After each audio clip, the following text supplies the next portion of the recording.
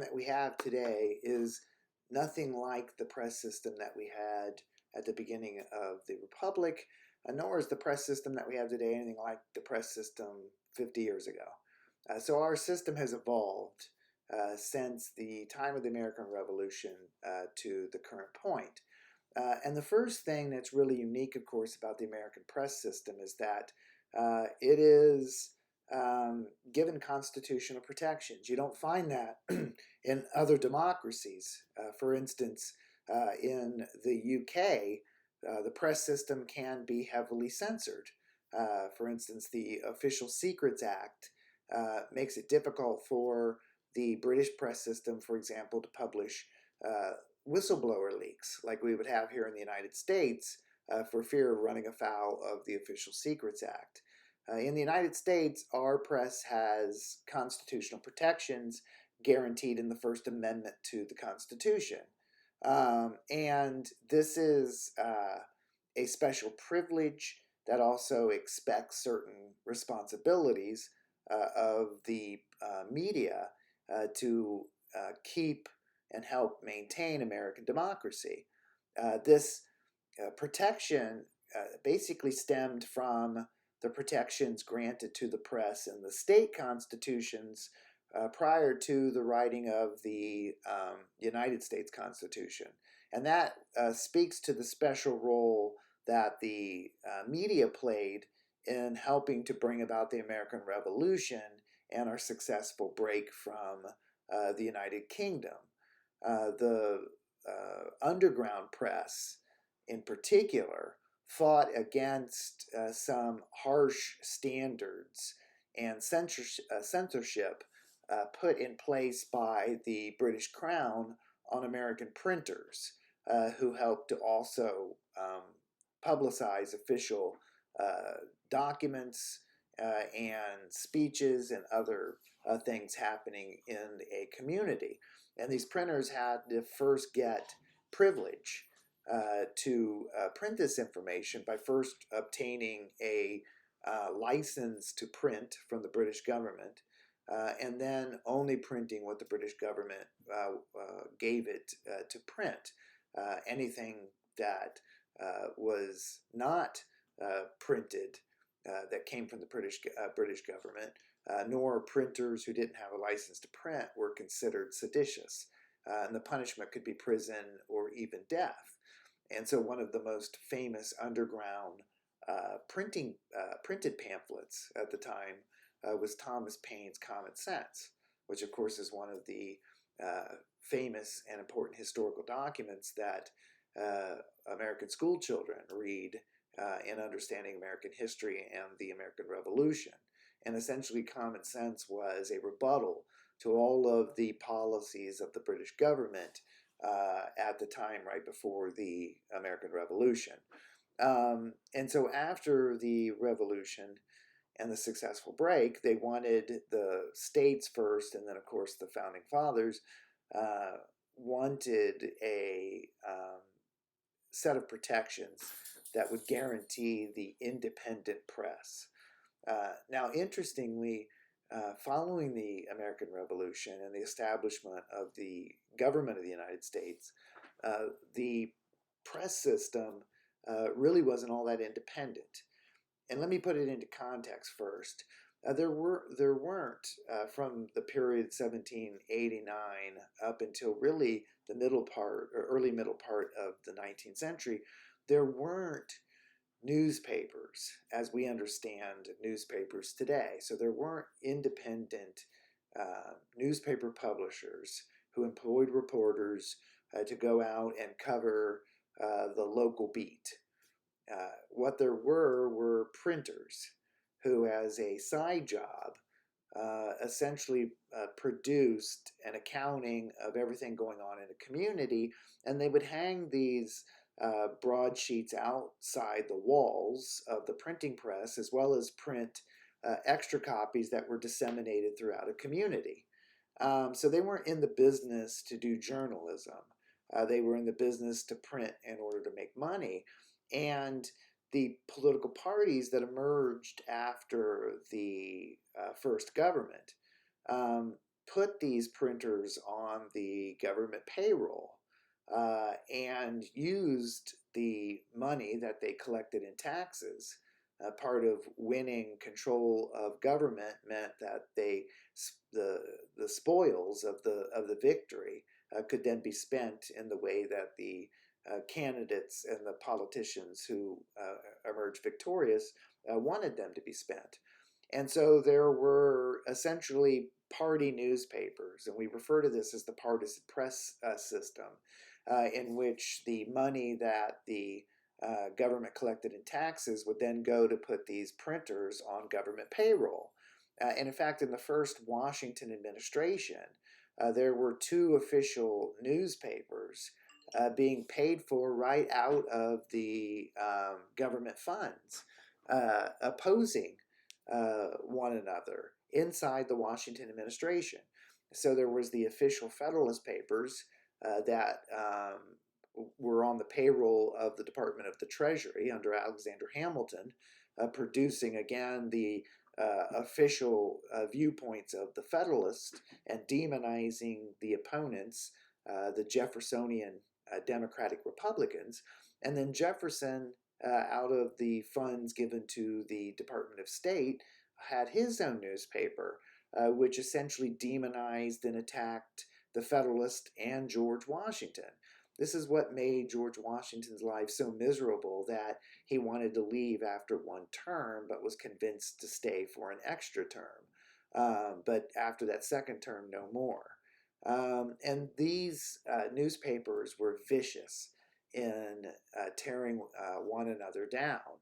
So vicious that in the second Washington, or in the Adams administration, after Thomas Jefferson had left, Adams and the Federalists, which controlled government at the time, pushed through, as we'll talk about in our next lecture, one of the most draconian pieces of legislation we've ever seen in American politics, called the Alien and Sedition Act, which essentially made it a crime to print or speak out against the government of the United States or any of the political figures representing the government of the United States. And it was used by the Federalists and the Adams administration to censor and shut down the Jeffersonian printing presses, in which a number of individuals were convicted and in some cases expelled from the United States. So this system was vicious, and the truth wasn't important. What mattered was making sure your patron, the person who was paying for you to print, was happy in how much you demonized the opponent and how much praise you lavished on your supporter. And when Donald Trump speaks out in campaign rallies attacking the press and singling out friendly media, this is hearkening back to a day in which the reality was this system back in the early days of the American Republic. Now, beginning in the 1830s, there were a number of changes that occurred that made it able for individuals to get into the publishing industry because the cost of doing businesses declined dramatically. There was the development of the mechanized printing press, the printing press that ran by steam and churned out hundreds and hundreds of thousands of papers a day without having to use labor, manpower to turn the wheel that printed documents out. And once you absorb the costs of the mechanized printing press, you could efficiently produce thousands of documents at a rate that made it lucrative to do business. And then paper, where we got paper from, the technology changed.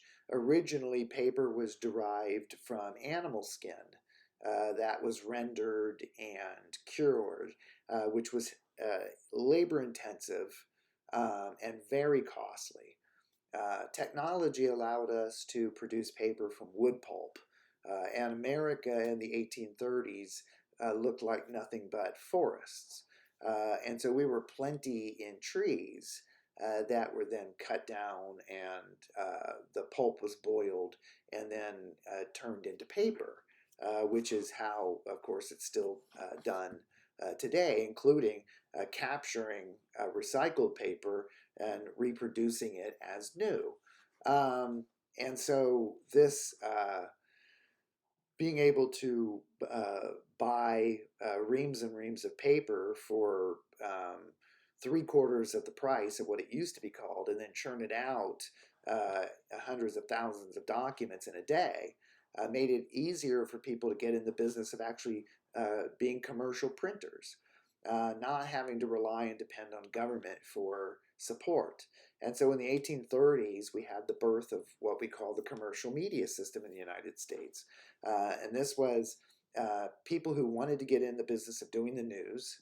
One of the first papers to emerge, commercial papers in the 1830s, was called the New York Sun.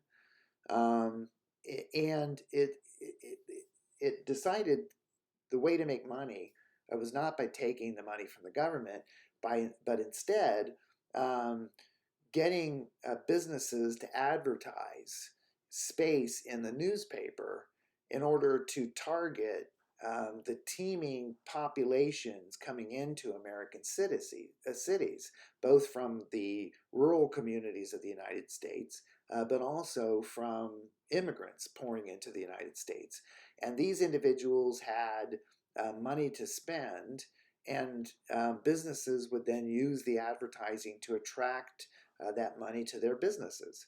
And so this commercial media system was the first to develop a newspaper that was divided up into sections based upon a consumer's particular tastes or likes. And so you would have in the front section the news, then you would have a sports section, an entertainment section, a gossip section, and then, of course, classified ads, and eventually cartoons. And in fact, there was a famous bidding war in the latter part of the 19th century between the Hearst Empire and the Pulitzer Empire over a very popular cartoon called The Yellow Boy.